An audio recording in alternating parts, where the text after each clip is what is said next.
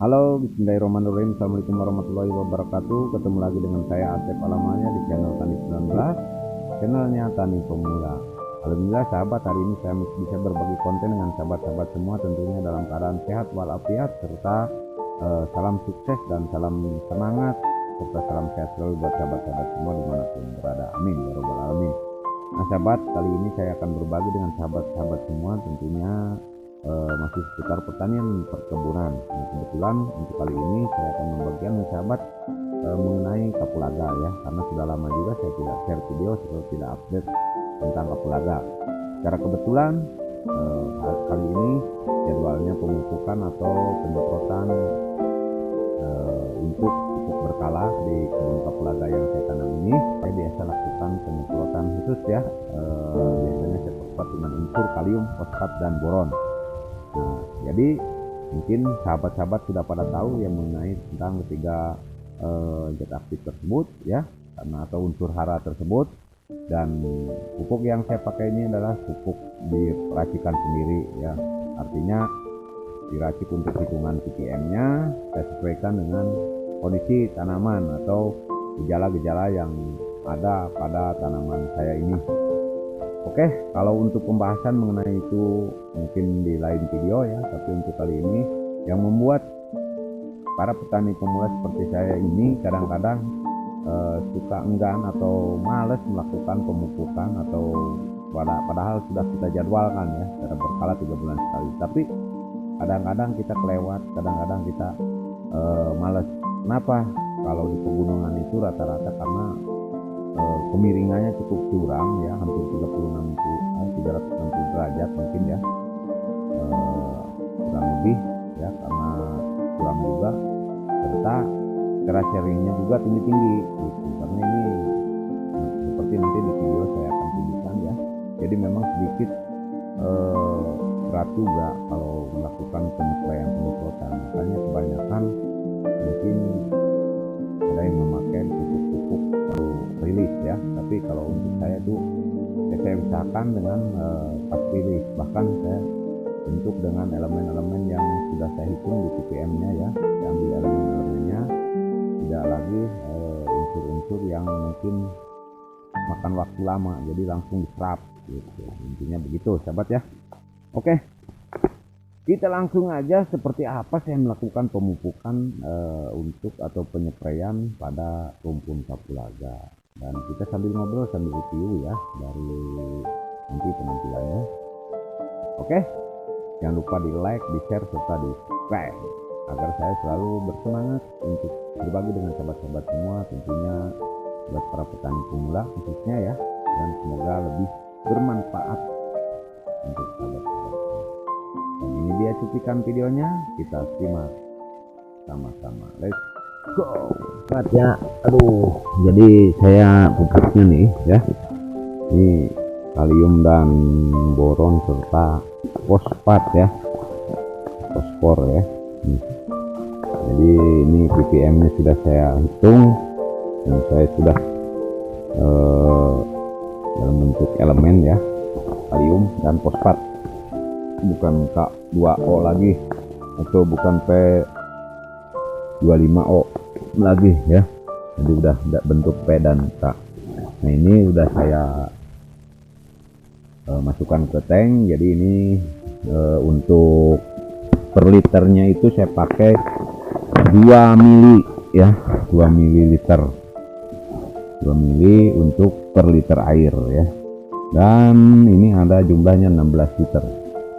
Oke, jadi kalau ke atas kan tinggi ini seperti ini ya, tinggi-tinggi, ke bawah juga, ini yang membuat kadang-kadang males ya, males kita lakukan, sehingga kadang-kadang saya sendiri aja ini kalau nggak ingat ini kita perjuangan menanam itu tujuannya kan agar panen bagus, serta giliran pemupukan kadang-kadang kita males ya, karena tinggi juga, curam juga, jauh juga, luas juga kan. Kadang-kadang memupuk itu para petani itu ya kesibukannya bukan ini aja ya, bukan kapulaga, tapi saya pribadi ya saya lakukan karena apa, tidak semata-mata menanam kalau kita tidak ingin hasilnya bagus. Makanya saya lakukan pemupukan secara preventif walaupun curam, sahabat.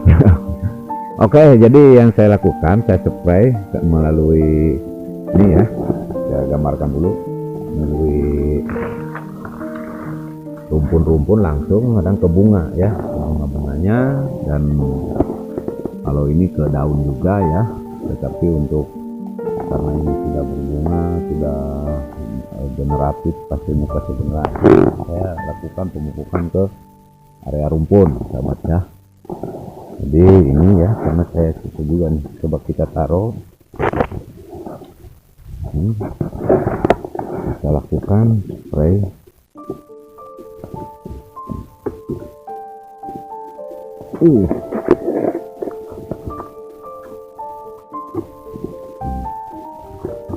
Jadi ini kita contohkan aja ya, sahabat. Nah, setelah ini kita lakukan penyepraian seperti ini, seperti ini ke atas. Terus kita lakukan setiap rumpun, selain rumpun dan juga pada stomata atas ya, seperti ini. Bagian stomata tuh di sini. Dan waktunya itu bagusnya pagi atau sore ya, karena ini saya lakukan di sore hari ya, jadi masih termasuk bagus juga ya untuk waktu-waktu yang tepat untuk penyemprotan, karena posisi stomata juga masih terbuka dan ini juga seger kalau pagi itu dari bawah ya. Oke, ini yang saya lakukan. Jadi ke akar-akar di sini kita semprot melalui akar dan daun ya. Gak masalah ini kalau saya sendiri, karena ini pupuknya pupuk racikan dan sudah saya hitung ppm-nya, jadi ini tidak masalah. Ke ini juga tidak akan busuk. Dan mungkin ini semi organik yang saya pakai ya, karena kalau organik murni itu susah juga, lama ya, kebanyakan harus benar-benar tepat pemupukannya dan pengujian juga pada kondisi-kondisi tanamannya harus kita jeli. Lain halnya dengan organik, atau mungkin ada beberapa yang semi organik ya saya lakukan. Karena apa? Karena ini saya tujuannya untuk